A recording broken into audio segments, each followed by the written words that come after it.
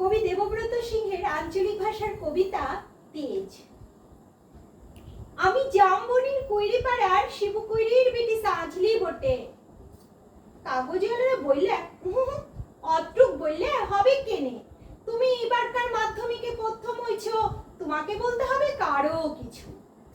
টিভিওয়ালারা বললে তুমি খ্যাত মজুরের মেয়া, তুমি কি করে কামিন খাটতে মাধ্যমিকে প্রথম হইলে বলো দেখি, সেটাও তোমাকে বলতে হবে খুলে।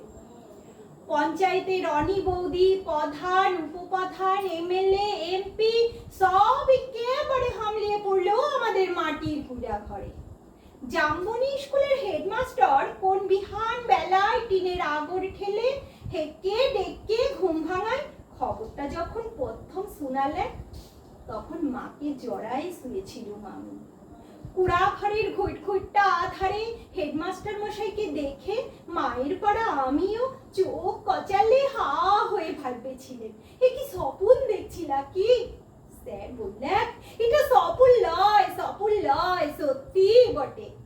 কথাটা শুনে কান্দে ভাসাই দিয়েছিল আমরা দু মা বেটি। আজ বাপ বাঁচে থাকলে আমি মানুষটাকে দেখাইতে পারতাম বহুত কিছু।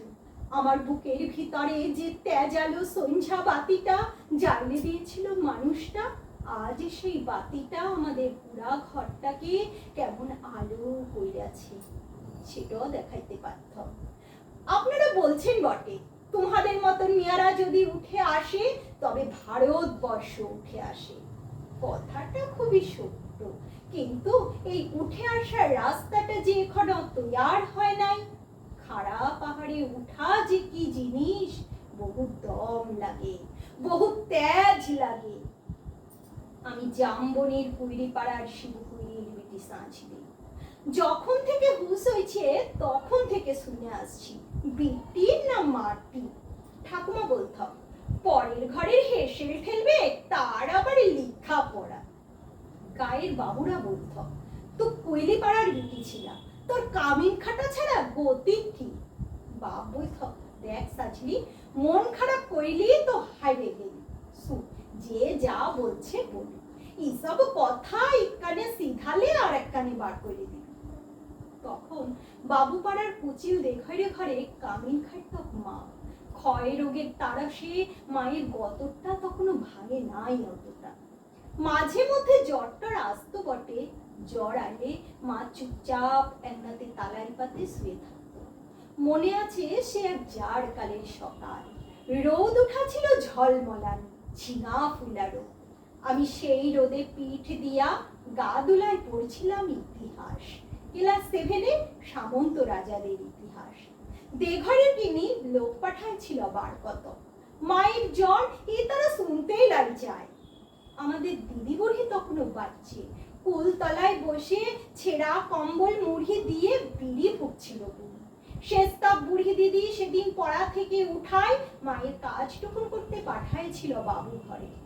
পুরানো ফটকেরা উঠান, এত বড় দরদালান, এত বড় বারান্দা, সব ঝাট ফাট দিয়ে সাফ সুতরো করে আসছিল চলে।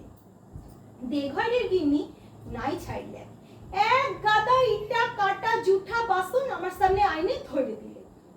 বললুম আমি তোমাদের জুঠা বাসন ধুইতে লাড়ব। বাবু গিন্নি সে কি রাগ, কি বললি তুই? যত বড় মুখ লয় তত বড় কথা, জানিস তোর মা, তোর মায়ের মা, তার মায়ের মা সবাই এতকাল আমাদের ঝুঠা বাসন ধুয়ে গুজারে গেল, আর তুই বলছিস আমাদের ঝুঠা বাসন ধুইতে লাড়বি?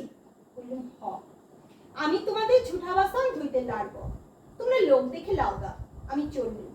কথাটো বলে গড়গড় গড়গড় করে আমি বাবুগিন্নির মুখের সামনে দিয়ে বেহাই চলে আইলাম। তা বাদে সে নিয়ে কি কাণ্ড, কি ঝামেলা।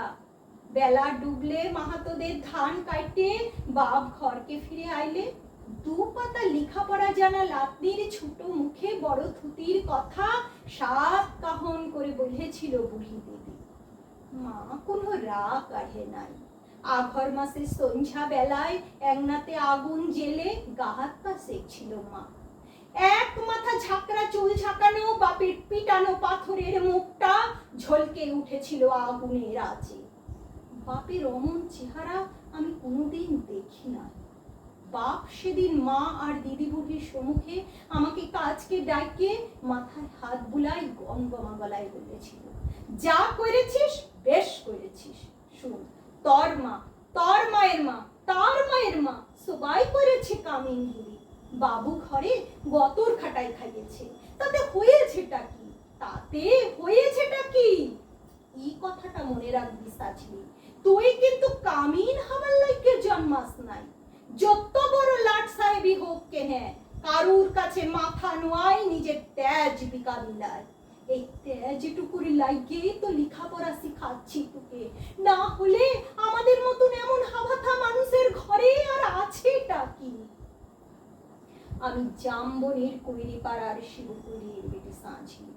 কবিকার সেই ক্লাস 7 কথা ভাবতে যাইয়ে এখন টিভিওয়ালা কাগজওয়ালাদের সম্মুখে কি যে বলি। তালপাতার রদ দিয়ে ঘেরা ববুরলতার ইংনাতে লুকিয়ে এখন লোকাকার। তার মাঝে বাসি বাজায় জিপ গাড়িতে চাপে আগু পিছু পুলিশ লিয়ে মন্ত্রী আইলাক ছুটে। কোথায় সাজলি করি, কোথায়? বলতে বলতে বন্দুকধারী পুলিশ নিয়ে সোজা আমাদের মাটির পূজা ঘরে। হেডমাস্টার বললে, প্রণাম কর সাজলি, প্রণাম কর। মন্ত্রী তখন পিঠ চাপড়াইলেন। পিঠ চাপড়াই বললে, তুমি কামিন খাট্টে মাধ্যমিকে প্রথম হইছ, তাই তোমাকে দেখতে আইলাম। সত্যি বড় গরিব অবস্থা বটে। তোমাদের মতন মেয়েরা যাতে উঠে আসে তার লাগেই তো আমাদের পার্টি, তার লাগেই তো আমাদের সরকার। এই নাও 10,000 টাকার চেকটা এখন লাও, এরপরে আমরা তোমাকে আরো ফুল দিব, সংবর্ধনা দিব, আরো দেদার টাকা তুলে দিব। এই কাগজের লোক, টিভির লোক কারা আছেন এদিকে আসেন। তখনই ছোট্ট বড় কত রকমের সব ঝলকে উঠলো ক্যামেরা, ঝলকে উঠলো মন্ত্রীর মুখ। না না, মন্ত্রী লয়, মন্ত্রী লয়, ঝলকে উঠলো আমার বাপের মুখ। গনগনা আগুনের পাড়া, আগুন মানুষের মুখ। আমি তখনই বলে উঠলো, না না, এই টাকা আমার নাই লাগবে।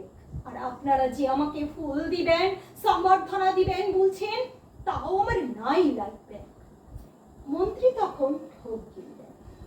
বাবুপাড়ার সে দেইঘরে গিন্নির বড় বেটা, সে এখন পার্টির বড় লেতা।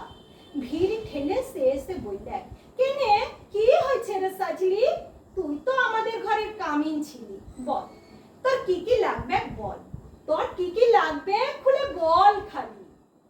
বলল, আমার পাড়ার শয়ে শয়ে আরো অনেক সাজলি আছে, আরো অনেক শিবকুইরির বিটি আছে গা গিরামে। তারা যতদিন অন্ধকারে পড়ে থাকবে, তারা যতদিন লেখা পড়ার লাগে কান্দে বলবে, ততদিন কোনো বাবুর দয়া আমার নাই লাগবে। শুনছেন, শুনছেন আপনারা? ততদিন কোনো বাবুর দয়া আমার নাই লাগবে।